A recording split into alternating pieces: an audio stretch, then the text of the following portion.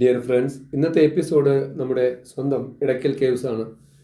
തമിഴ്നാടിന് ഗുണ കേവ് ഉള്ളതുപോലെ കേരളത്തിനുമുണ്ട് അതിനേക്കാൾ പ്രശസ്തമായ അല്ലെങ്കിൽ പ്രകൃതിദത്തമായ ഇടയ്ക്കൽ കേവ്സ്. വയനാട് ജില്ലാ കേന്ദ്രത്തിൽ നിന്നും 25 കിലോമീറ്റർ അകലെയാണ് ഇത് സ്ഥിതി ചെയ്യുന്നത്. സമുദ്രനിരപ്പിൽ നിന്നും 3900 അടി ഉയരത്തിൽ BC 6000 കാലഘട്ടത്തിൽ എന്ന് കണക്കാക്കുന്ന ഈ സ്ഥലം ശരിക്കും ഇതൊരു ഗുഹയല്ല, പാറയുടെ വിള്ളലുകളാണ്. അവിടെ കയറാൻ കുറച്ച് ബുദ്ധിമുട്ടുള്ള വഴിയാണെങ്കിലും അപകട സാധ്യത തുലവും കുറവാണ്. സിന്ധു നദീതട സംസ്കാരവുമായി ബന്ധപ്പെട്ട് കിടക്കുകയാണെന്ന ചരിത്ര രചനകൾ ഇപ്പോഴും നിലനിൽപ്പുണ്ട്. ഈ സ്ഥലം കണ്ടെത്തിയത് 1890 മലബാർ പോലീസിലുണ്ടായിരുന്ന ഫ്രെഡ് ഫോസറ്റ് ആണ്. പണ്ടൊരിക്കൽ വയനാട് വാസകാലത്ത് ഇവിടെ വന്നിട്ടുണ്ടായിരുന്നു. വികസനം തൊട്ടു തീണ്ടിയിട്ടില്ലാതിരുന്ന ആ കാലത്തു നിന്നും വളരെ വ്യത്യസ്തമാണ് ഇപ്പോൾ ഈ സ്ഥലം. ടൂറിസത്തിൻ്റെ അനന്ത സാധ്യതകളിൽ ഇവിടെ കുറേശ്ശെ വച്ച പിടിക്കാൻ തുടങ്ങിയിരിക്കുന്നു. ഈ യാത്ര ഞാനും പുത്രനും കൂടിയാണ്. മ്യൂസിക് ട്രിപ്പിൻ്റെ അവസാന ലാപ്പിലേക്കാണ് ഞാനിപ്പോൾ ഓടിത്തീർത്തുകൊണ്ടിരിക്കുന്നത്. ഇടയ്ക്കൽ കേവ്സിൻ്റെ പാർക്കിങ്ങിൽ വാഹനം സുരക്ഷിതമാക്കിയ ശേഷം ഞാനും മകനും കൂടി ഗുഹയിലേക്ക് കയറാനായി യാത്ര ആരംഭിച്ചു. നല്ല കയറ്റമാണ് മുൻപിൽ. അങ്ങിങ്ങായി കൂടി നിൽക്കുന്ന ജനങ്ങൾ, ഇടയ്ക്കിടെ കടകൾ, സ്വദേശിക്കും വിദേശിക്കും കാണാൻ ഒരുപാട് കാഴ്ചകൾ. യുവമിഥുനങ്ങൾ പോലും നടക്കാൻ ബുദ്ധിമുട്ടുന്നതിനിടയിൽ പ്രായമായ ഒരു അമ്മയെ മകൻ കൈപിടിച്ചു നടത്തിക്കുന്നത് കണ്ടു. ഇതിനിടെ ആവേശം മൂത്ത മകൻ മുൻപിൽ ഓടാൻ തുടങ്ങി. അവനുമായി 40-ലധികം വയസ്സിൻ്റെ പ്രായം മറന്ന് ഓടിയ ഞാൻ തോറ്റുപോയി. ഉയരത്തിലേക്ക് കയറും തോറും കടകളുടെ എണ്ണം കൂടിക്കൂടി വന്നു. അതിനിടയിലാണ് പരമ്പരാഗത ശൈലിയിലുള്ള അമ്പും വില്ലും കണ്ടത്. പയ്യന് ഒന്ന് ശ്രമിച്ചാൽ കൊള്ളാമെന്നൊരു മോഹം. ആയിക്കോട്ടെ എന്ന് ഞാനും കരുതി. സംഗതി ഈസി ആണെങ്കിൽ ഞാനും ഒന്ന് ശ്രമിക്കാമെന്ന് കരുതി. പണ്ടേ പരാജയത്തിൽ PhD എടുത്ത ഞാൻ ഇവിടെയും പതിവ് തെറ്റിച്ചില്ല. കരകൗശല കടകളിൽ നിറയെ പരമ്പരാഗത നിർമ്മാണ കൗതുക വസ്തുക്കൾ ഉണ്ട്. പയ്യൻ വീണ്ടും ഇടയ്ക്കിടെ ഓടുന്നുണ്ട്. ഉദ്ദേശം അപ്പന് പിന്നാലെ ഓടിക്കുക എന്ന കുതന്ത്രം തന്നെ. ഉയരം കൂടുന്തോറും ക്ഷീണം കൂടാൻ തുടങ്ങി. ഏകദേശം ടിക്കറ്റ് കൗണ്ടർ എത്തിയതോടെ നന്നായി തളർന്നു കഴിഞ്ഞു. മുൻപിലേക്ക് കയറിയ ആൾക്കാർ തിരികെ ഇറങ്ങാൻ ആരംഭിച്ചിരിക്കുന്നു. ടിക്കറ്റ് എടുത്ത ശേഷം കല്ലുപാക്കിയ വഴികളിലൂടെ പതുക്കെ നടത്തം ആരംഭിച്ചു. പാറയുടെയും കാടിൻ്റെയും ചന്തം നുകർന്ന് പതുക്കെ കയറാനേ കഴിയൂ, അത്രയേറെ ഉണ്ട് ക്ഷീണം.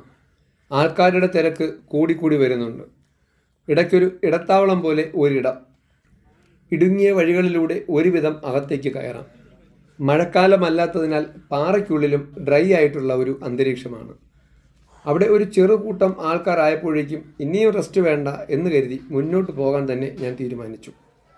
പാറകളിൽ കയറിയിറങ്ങി കളിക്കുന്ന കുട്ടികളും മുതിർന്നവരും. ഇവിടെ വന്നാൽ ഏതു പ്രായക്കാരും അവരറിയാതെ കുട്ടികളായി മാറും. ക്ഷീണിച്ചു തളർന്നു ആൾക്കാർ കയറി വരുന്നുണ്ട്. പാറകൾക്കിടയിലൂടെ മുകളിലെ ആവശ്യങ്ങൾക്കായി കന്നാസിലും കലത്തിലും ഒക്കെ വെള്ളം ചുമന്ന് കയറ്റുന്ന പെൺകുട്ടികൾ. നമുക്ക് വെറുതെ നടന്നു കയറാൻ പറ്റാത്തിടത്താണ് അവരുടെ ഈ അത്യധ്വാനം. അവരിൽ നിന്നും കലവും കന്നാസും വാങ്ങി കുറച്ചു ദൂരം ഞാൻ തന്നെ ചുമന്നു. പരോപകാരം പുണ്യമല്ലേ എന്ന് കരുതി. മുകളിൽ എത്തി ചുറ്റും നോക്കി.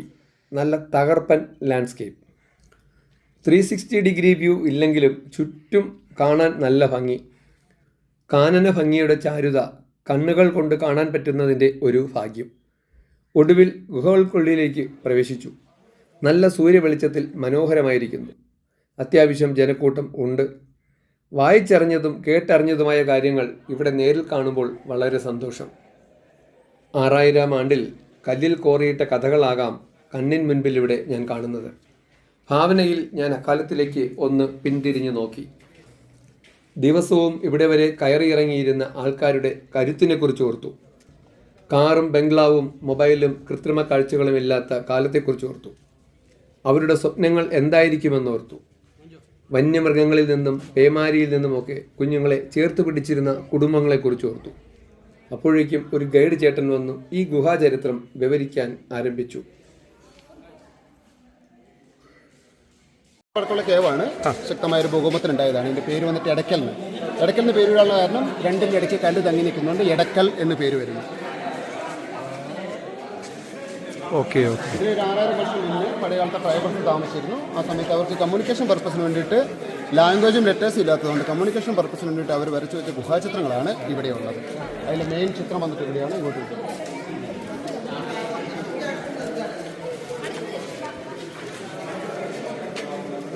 മെയിൻ ചിത്രം ഇവിടെ ഒരു ട്രൈബൽ ലീഡറിൻ്റെ ചിത്രമുണ്ട്. ട്രൈബൽ ലീഡർ, ഇത് അദ്ദേഹത്തിൻ്റെ back side, same person back side. ഇതൊരു മുഖം, വല സൈഡിൽ ഒരു ആനയുടെ ചിത്രമുണ്ട്. അവിടെ ഒരു സ്ത്രീ രൂപമുണ്ട്. ലെഫ്റ്റ് സൈഡിൽ ഒരു കുട്ടിയുടെ ചിത്രമുണ്ട്. ഇവിടെ ഒരു റൗണ്ട് ഉണ്ട്. റൗണ്ടിന്റെ മേലെ ഒരു പീക്കൊക്കെ, ഒരു മയിലിന്റെ ചിത്രമാണ്. ഇതൊരു കപ്പിൾ ഡാൻസിന്റെ സിംബലാണ്. ഒരു മെയില്, ഫീമെയിൽ അമ്പും വില്ലും പിടിച്ച് ഡാൻസ് പൊസിഷനിലുള്ള ഒരു കപ്പിൾ ഡാൻസ് നടത്തിയത്. ഇത് ഒരു സ്ത്രീ രൂപമാണ്. സ്ത്രീ രൂപം ഒരു ഉന്തുവണ്ടിയിൽ നിൽക്കുന്നതായിട്ടാണ്, പുഷ്കോട്ട് വെഹിക്കിളിൽ നിൽക്കുന്നതായിട്ടാണ്. താഴെ പുഷ്കോട്ട് വെഹിക്കിളിന്റെ ചിത്രമാണത്. ഇത് ആ സമയത്ത് അവർ കാർവിംഗ് ചെയ്യാൻ ഉപയോഗിച്ചു, അല്ലെങ്കിൽ അവർ ആ സമയത്ത് ഉപയോഗിച്ചു എന്ന് പറയപ്പെടുന്നത് വെപ്പൺസിന്റെ ഒക്കെ സിമ്പിൾസ് ആണ്. ആ സമയത്ത് വെപ്പൺസിന്റെ ഒക്കെ നൈഫ്.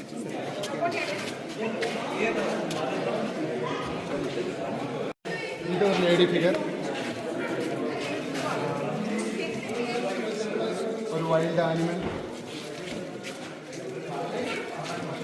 ഒരു പാം ട്രീ,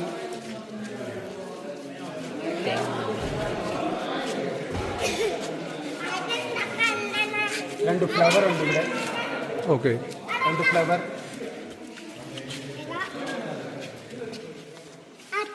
ഇത് നമ്മുടെ ഒരു ട്രഡീഷണൽ ഡാൻസിൻ്റെയാണ്. തെയ്യം, കരകാട്ടം എന്നൊക്കെ പറയുന്ന ട്രഡീഷണൽ ഡാൻസിൻ്റെ സിംബറാണിത്. മേലെ സ്ക്രിപ്റ്റാണ്, രണ്ട് സ്ക്രിപ്റ്റ് ഉണ്ട് ഇവിടെ. ഒന്ന് ബ്രഹ്മി തമിഴ് സ്ക്രിപ്റ്റാണ്. 2000 മുതൽ 2500 വർഷം പഴക്കമാണുള്ളത്. ബ്രഹ്മി തമിഴിൽ എഴുതിയിരിക്കുന്നത് പല പുലി താത്താക്കാരി വേടും കോമലെ കച്ചവടം ചെക്ക്. പല പുലിയൊക്കെ ഒന്ന് ധൈര്യശാലിയായ ഒരു നേതാവ് ഗുഹയിൽ താമസിക്കുന്നതാണ് അറിയുന്നത്. മേലെ എഴുതിയിരിക്കുന്ന പ്രാചീന സംസ്കൃതത്തിൽപ്പെട്ടതാണ്. ശ്രീ വിഷ്ണുവർമ്മയുടെ കുടുംബീയ കുലവർദ്ധനത്തിൽ എഴുതുന്നത്. അതായത് വിഷ്ണുവർമ്മൻ്റെ കുലത്തിൻ്റെയും കുടുംബത്തിൻ്റെയും ശ്രേയസിന് വേണ്ടി എഴുതപ്പെട്ടതെന്ന് അർത്ഥം. ഇത് 2000 മുതൽ 2500 വർഷം പഴക്കം ഈ ഒരു ഭാഗം. അതെ, ഈ ഭാഗത്തിന്. ഇത് കണ്ടുപിടിച്ചത് 1894. അന്നത്തെ മലബാർ പോലീസ് സൂപ്രണ്ടായിരുന്ന ഫെഡറിക് ഫൗസറ്റ് എന്ന് പറഞ്ഞ ഇംഗ്ലീഷുകാരൻ കണ്ടുപിടിച്ചതിന് ശേഷം 1901 ഇന്ത്യൻ ആൻറ്റിക്വറി എന്ന് പറഞ്ഞൊരു മാഗസിൻ ഉണ്ടായിരുന്നു. അതിൽ അദ്ദേഹം ഒരു ലേഖനം എഴുതി. അതോടുകൂടി ജനങ്ങൾക്ക് ഇതിനെപ്പറ്റി മനസ്സിലാവുന്നു. സമുദ്രനിരപ്പിൽ നിന്ന് 4000 ഫീറ്റ് ഹൈറ്റിൽ സ്ഥിതി ചെയ്യുന്നു. 2 കേവ് ഒന്ന് നിങ്ങൾ താഴെ നിന്ന് വന്നപ്പോൾ കണ്ടു. ഇത് സെക്കൻഡ് കേവ്. ചിത്രങ്ങൾ ഇവിടെ മാത്രമേ ഉള്ളൂ. താഴത്തെ കേവിൽ മെയിനായിട്ട് അവർ വെള്ളമൊക്കെ എടുത്തതെന്നൊക്കെ പറയപ്പെടുന്നു. അവിടെ വരുന്ന വെള്ളം ഭൂമിക്കടിയിൽ നിന്ന് എപ്പോഴും വന്നുകൊണ്ടിരിക്കുന്ന വെള്ളം, അത് ഒരിക്കലും നിൽക്കത്തില്ല. ഇത് റോക്ക് ഷെൽട്ടറായിട്ടാണ് ഉപയോഗിച്ചത്. മഴയിൽ നിന്ന് വന്യമൃഗത്തിന് രക്ഷപ്പെടാൻ വേണ്ടി ഉപയോഗിച്ച റോക്ക് ഷെൽട്ടർ. പക്ഷേ ചിത്രങ്ങൾ കാരണം ഈ കാർവിംഗ്സ് കാരണം കിട്ടുന്നുണ്ട്. ഇത് ഫേമസ്. പിന്നെ ഫ്രാൻസിലും സ്പെയിനിലും ഇതിനെ പറ്റിയുള്ളൂ എന്ന് പറയുന്നത് അങ്ങനത്തെ ചിത്രങ്ങൾ. ഇത് ഇംഗ്ലീഷിൽ നിയോലിത്തിക് സൈറ്റ് എന്ന് പറയും. നമ്മുടെ നിയോലിത്തിക് പാലിയോലിത്തിക് അവർ ഇലയും ഫ്രൂട്ട്സ് പിടിച്ച് പിടിഞ്ഞ് നാച്ചുറലായിട്ട് കളർ ഉണ്ടാക്കി ചിത്രങ്ങൾ വരച്ചു വെച്ചു. ഇവിടെ കല്ലും കൊണ്ട് കോറി വന്നു. മഴ പെയ്യുമ്പോൾ വെള്ളം ഡ്രെയിനേജ് ആയി പോകുന്ന സ്ഥലമാണ്. ഡ്രെയിനേജ് പോയിക്കൊണ്ടിരിക്കും. Natural drainage system. ഇത് ചെയ്യുന്നത് അമ്പൂത്തി മലയിലാണ്. അവിടെ ഒരു വ്യൂ പോയിന്റ് ഉണ്ട്. അതൊരു റോക്ക് കട്ടിംഗ് ആണ്, നാച്ചുറലായിട്ട് റോക്ക് കട്ടിംഗ് ആണ്. നമ്മൾ അത് 30,000 വർഷം മുൻപ് ഉണ്ടായ റോക്ക് കട്ടിംഗ് ആണ്. അത് നമ്മളിപ്പോൾ ഒരു വ്യൂ പോയിന്റ് ആയിട്ട്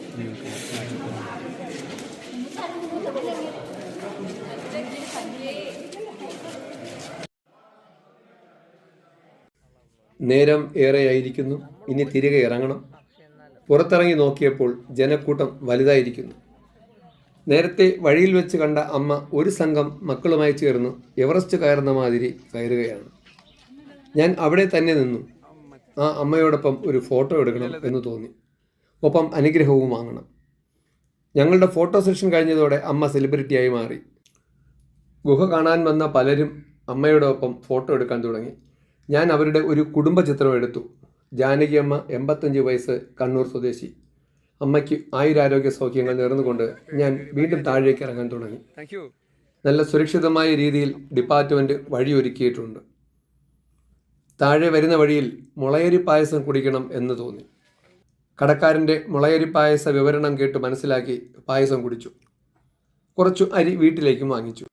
ഇവിടുത്തെ വയനാട്ടിലെ ട്രൈബലാണ് കളക്ട് ചെയ്യുന്നത്. ശരിക്കും അവരെ ഫുഡാണ് അവർ കളക്ട് ചെയ്ത് 2019 ഇത് മുള പൂത്തത്. ഇനിയിപ്പോൾ എത്ര 38-40 വർഷം കൂടുമ്പോഴാണ് ഇത് പൂക്കുന്ന സമയത്താണ് ഇത് കിട്ടുക. അല്ലാത്തപ്പോൾ മുള കിട്ടില്ല. സീസൺ അല്ല, ഇതിന്റെ ആയുസ് എത്തുമ്പോഴാണ് ഇത് പൂക്കുക. അങ്ങനെയുണ്ട്. വീണ്ടും അമ്പെയ്ത്ത് കേന്ദ്രത്തിലെത്തി. ഇത്തവണ നേരത്തേക്കാൾ നന്നായി ചെയ്യാൻ പറ്റി. കാഴ്ച ഓർമ്മകളുമായി മടക്കയാത്ര ആരംഭിച്ചു. ഇനി യാത്ര മുക്കാലി സൈലൻറ്റ് വാലിയിലേക്കാണ്. Thank you my dear friends. Channel subscribe ചെയ്യാൻ മറക്കല്ലേ.